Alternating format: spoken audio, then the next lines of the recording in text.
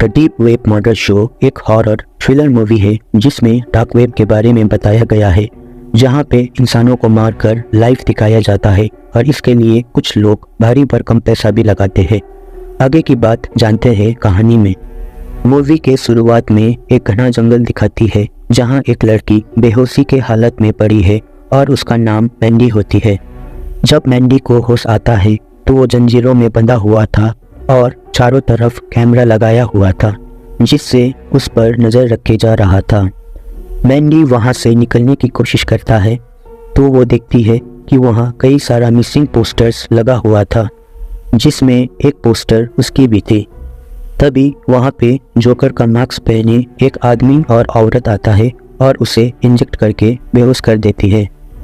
अब कहानी दिखाती है फ्लैशबैक का, जहां मैंडी और उसकी दोस्त केट एंड क्लेयर बार से दारू पी के निकल रही थी। तभी मैंडी के फ़ोन में मैसेज आती है। केट और क्लेयर मैंडी को मैसेज के बारे में पूछती है। मैंडी बताती है कि कुछ दिन पहले सोशल मीडिया में उसकी दोस्त बना है जिससे वो बात किया करती है और आज उसने मिलने बुलाया है। दोनों दोस्त मैंडी को समझाती है कि ये फ्रॉड भी हो सकता है जो पहले लड़कियों से दोस्ती करती है और बाद में मार देता है। लेकिन मैंडी दोनों दोस्त को घर भेज देती है और उस आदमी से मिलने चले जाती है। लेकिन वहां पहुंचने के बाद मैंडी देखती है कि वहां कोई नहीं था। तभी उसकी फ़ोन में एक मैसेज आती है जिसमें एक जोकर का इमोजी होता है और कोई उसे किडनैप कर लेती है। अब कहानी प्रेजेंट टाइम का दिखाती है जहां मैंडी खुद को जंगल में पाती है और जोकर का मास्क लगाया दोनों आदमी और औरत मैंडी को रूम में लाती है जिसका नाम होता है रेड रूम, और इसी रूम में लोगों को मारा काटा जाता था। मैंडी को उस रूम में बांध दिया जाता है और उस रूम में ढेर सारा हथियार भी होता है। मैंडी मदद के लिए चिल्लाती है लेकिन कोई उसकी मदद नहीं करती है। तभी वहाँ टाइमर स्टार्ट हो जाता है। जैसे ही टाइमर ख़त्म हो जाता है वहाँ मर्डर शो शुरू हो जाता है और लोग डार्क वेब में जुड़ने लगता है और ये शो उन लोगों को दिखाया जाता है जिसने इसके लिए पैसे दिए हैं। अब वहाँ पे जोकर का मास्क पहना हुआ आदमी आता है जिसके हाथ में चिंसा मशीन होता है। वो आदमी लोगों के डिमांड के अनुसार मैंडी के शरीर को टुकड़े टुकड़े कर देता है। अगले दिन मैंडी की शरीर के टुकड़े पुलिस को जंगल से मिलते हैं। ये खबर सोशल मीडिया में भी तेज़ी से वायरल हो जाता है क्योंकि पिछले कई दिनों से ऐसे ही केस सामने आ रहे थे और पुलिस इस केस के छानबीन में लगे हुए थे। अब मैंडी के मौत की खबर उसके भाई इथेन को पता चलता है। अपनी बहन की मौत की खबर सुनकर वो काफ़ी दुखी होता है। उसके बाद इथेन मैंडी का फ्यूनरल अटेंड करता है और केट एंड क्लेयर से भी मिलता है जो मैंडी की करीबी दोस्त था। उसके बाद इथेन मैंडी के अपार्टमेंट में जाता है और उसके मौत का राज जानने की कोशिश करता है। तभी उसका नज़र दीवार पर लगे बोर्ड पर जाता है जिसमें किसी तरह का कोड लिखा हुआ था। इथेन उसका फ़ोटो ले लेता है ताकि वो उसे बाद में डिकोड कर सके। थोड़ी देर बाद इथेन के फ़ोन में मैसेज आता है। उसमें एक जोकर का वीडियो क्लिप होता है और उसका कैमरा अपने आप खुल जाता है। फिर थोड़ी देर में उसके फ़ोन में मैंडी के ऑटोप्सी के इमेजेस भी आता है। ये सब देखकर वो घबरा जाता है। अब इथेन का फ़ोन हैक हो चुका था और उसे कोई और कंट्रोल कर रहा था। दूसरे दिन इथेन केट से एक कॉफ़ी शॉप में मिलता है। इथेन उसे बताता है कि कुछ दिनों से उसके साथ अजीबोगरीब घटनाएं हो रही है। उसे कुछ दिनों से ईमेल और अजीब फ़ोटो आ रहा है। केट इथेन से उन फ़ोटोज़ को दिखाने को बोलती है लेकिन इथेन बताता है कि वो फ़ोटोज़ उसके सेव करने से पहले ही डिलीट कर दिया जाता है। इथेन केट से वो बात बताने को बोलती है जो बात सिर्फ मैंडी और वो लोग जानती थी। तब केट बताती है कि वो और मैंडी अक्सर डार्क वेब में विजिट किया करती थी। डार्क वेब एक ऐसी जगह है जहां सभी एक दूसरे से अनजान होते हैं और सबकी आइडेंटिटी छुपाया होते हैं। वो बताती है कि डार्क वेब में कई सारे इलीगल काम होती है, जैसे मर्डर करने के लिए मर्डरर को हायर करना। और इसी डार्क वेब में एक शो चलता है जिसका नाम रेड रूम मर्डर शो है जिसमें लोगों को लाइव मारते हुए दिखाया जाता है। जो भी इस शो से जुड़ते हैं वो लोग उसे क्रिप्टो मनी पे किया करता है और लोगों के डिमांड के अनुसार लोगों के बॉडी के टुकड़े किया जाते हैं। मैंडी को ये शो फेक लगती थी और एक दिन मैंडी ने शो में आकर ऑब्जेक्ट का गला काटने को कहा और उसका गला काट दिया। ये देखकर मैंडी और उसके दोस्त को यकीन होने लगता है और उस वेबसाइट से दूरी बनाने लगती है। लेकिन कहीं ना कहीं उन लोगों ने मैंडी को आइडेंटिफाई कर लिया और उसे किडनैप कर लिया। केट ईथन को एक वीडियो के बारे में बताती है। ईथन जब वो वीडियो देखता है तो उसे वही जोकर का मास्क वाला आदमी दिखता है जो उसने उसके मोबाइल पे दिखा था। साथ में वही वर्ड्स दिखता है जो उसने मैंडी के अपार्टमेंट में देखे थे। ये वर्ड्स एक कोड था जिसका इस्तेमाल वो लोग मैसेज देने के लिए करते हैं।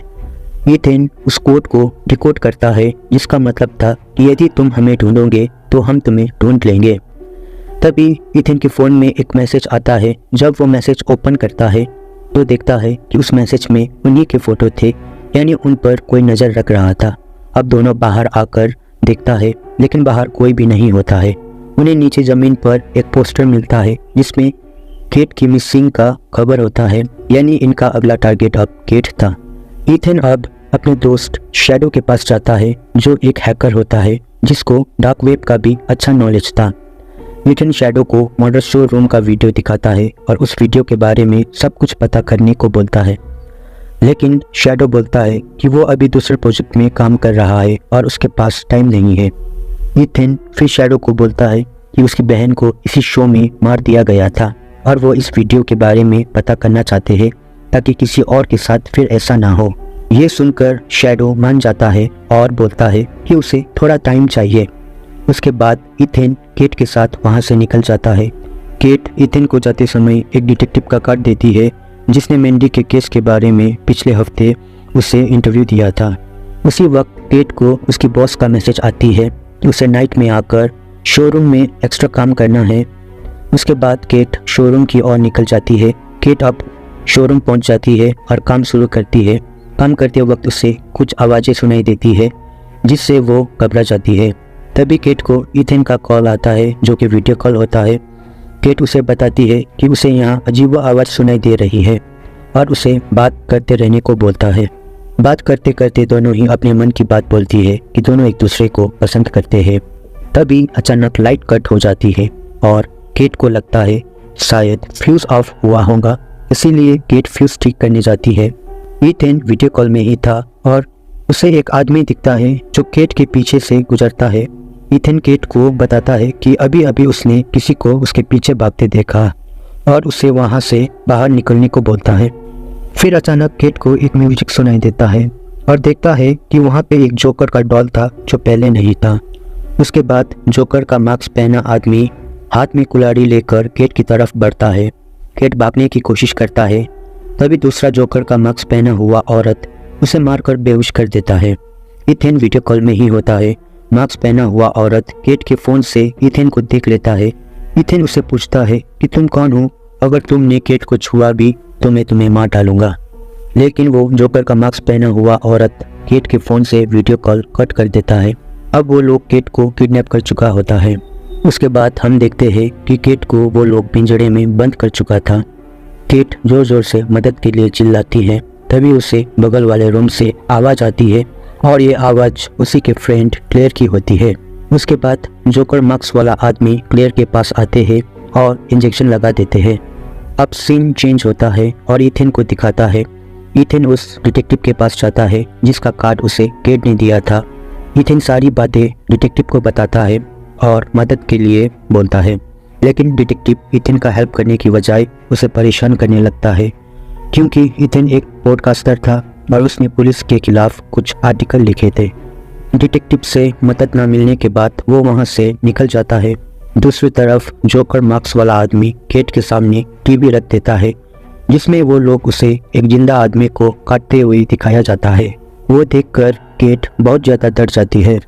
ईथन फिर से एक बार डिटेक्टिव के पास जाता है और उसे एविडेंस दिखाने की कोशिश करता है जो उसके फ़ोन में था। एविडेंस दिखाने के लिए जैसे ही ईथन अपना मोबाइल निकलता है उसके सारे एविडेंस फ़ोन से अपने आप बदल दिया जाता है और ईथन डिटेक्टिव को बिना बताए वहाँ से निकल जाता है। बाहर आकर ईथन शैडो को कॉल करता है और बताता है कि ये लोग सब कुछ हैक कर सकता है और उन्होंने तुम्हें भी ढूंढ लिया है।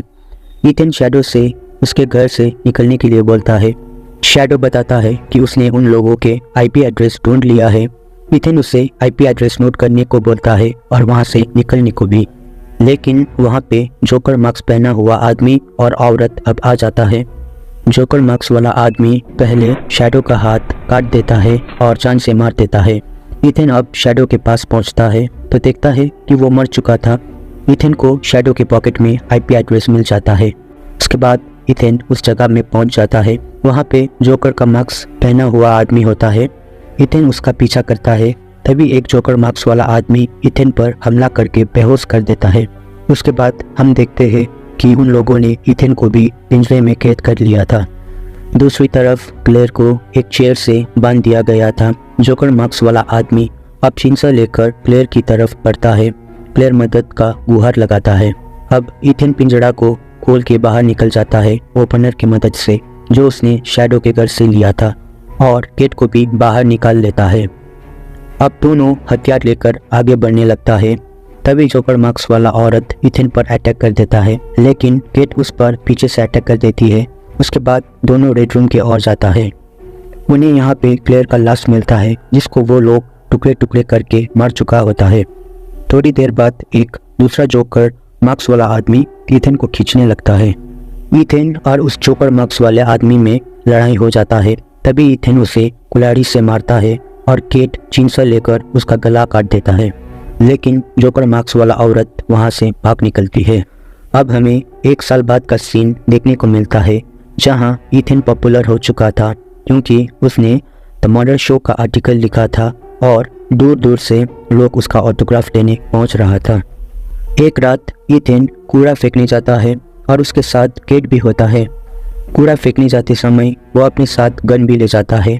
शायद इथेन को यकीन था कि अभी भी वो लोग उसे फॉलो कर रहा है। बाहर आकर इथेन कूड़ा डस्टबिन में डालता है। तभी उसे नीचे एक मिसिंग पोस्टर दिखाई देता है, जिसमें उसका फोटो लगा हुआ था। इथेन समझ जाता है कि अब उसका नंबर लग चुका है।